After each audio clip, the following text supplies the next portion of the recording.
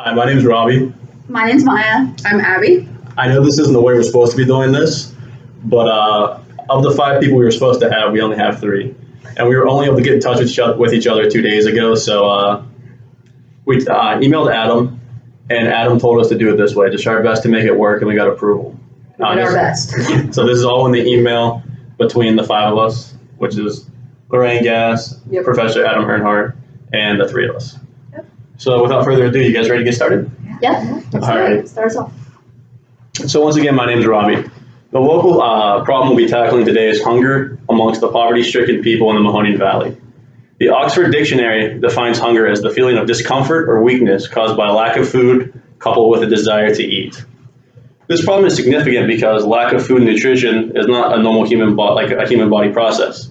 So this can lead to multiple mental and physical defects down the road, along with trust issues and that type of stuff with your authority. All right, so it affects 91,000 people in the Mahoning Valley. And of those 91,000 people, 31,000 people are kids.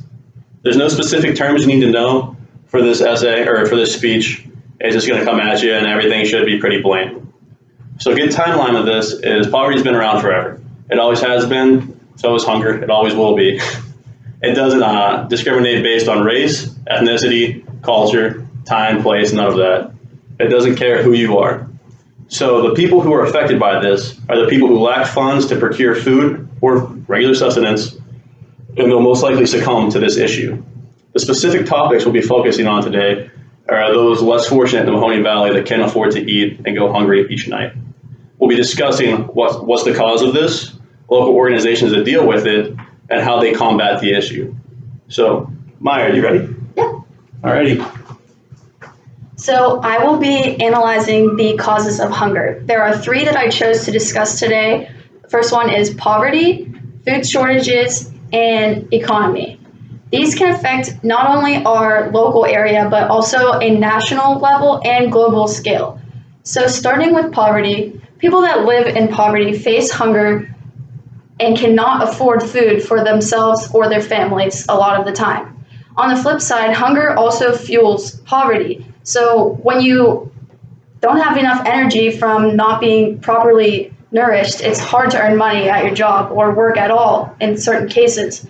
This can lead families to have to sell their possessions like their car, or tools, or livestock, anything valuable essentially that can earn them extra cash to afford food staples.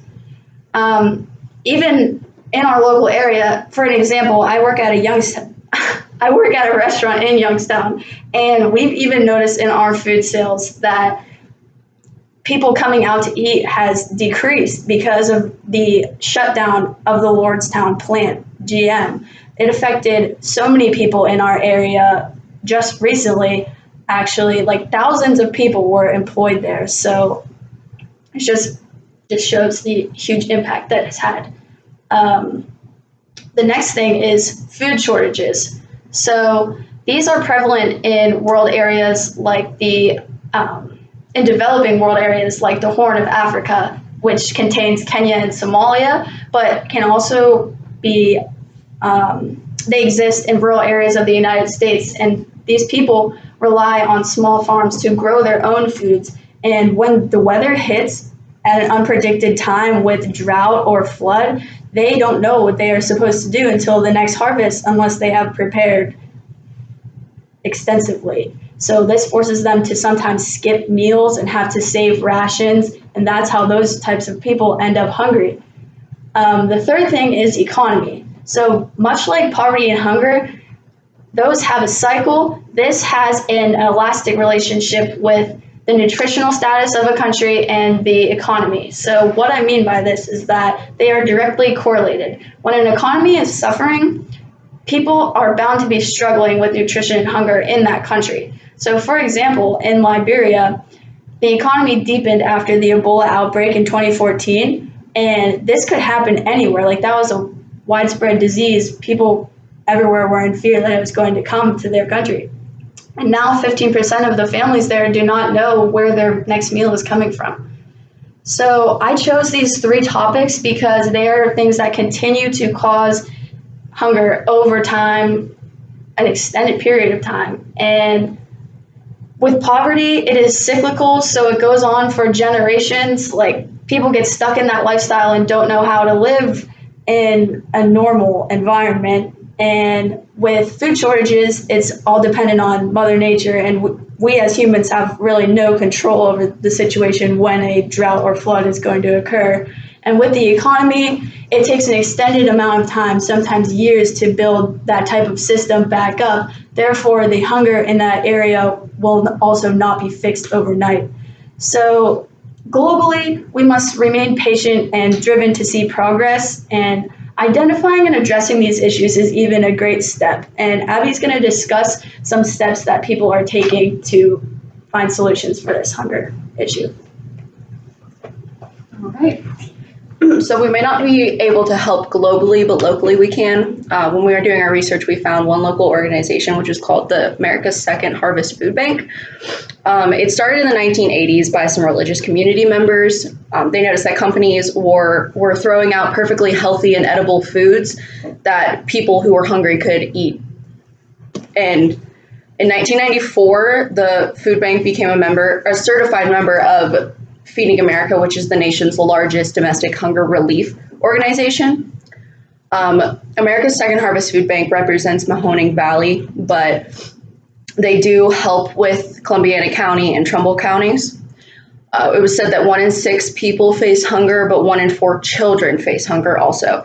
This is from unemployment, underemployment, low wages, raising utilities, medicine, gas, and food costs.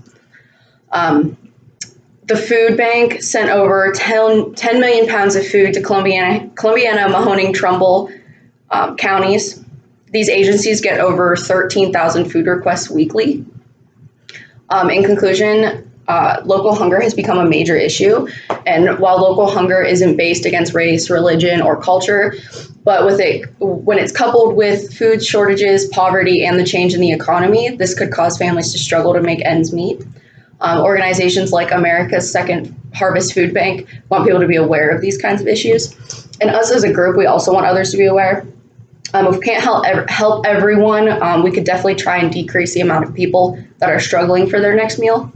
Thank you guys for your time. Once again, I want to thank Maya and Robbie for helping this project go smoothly. Thanks, guys.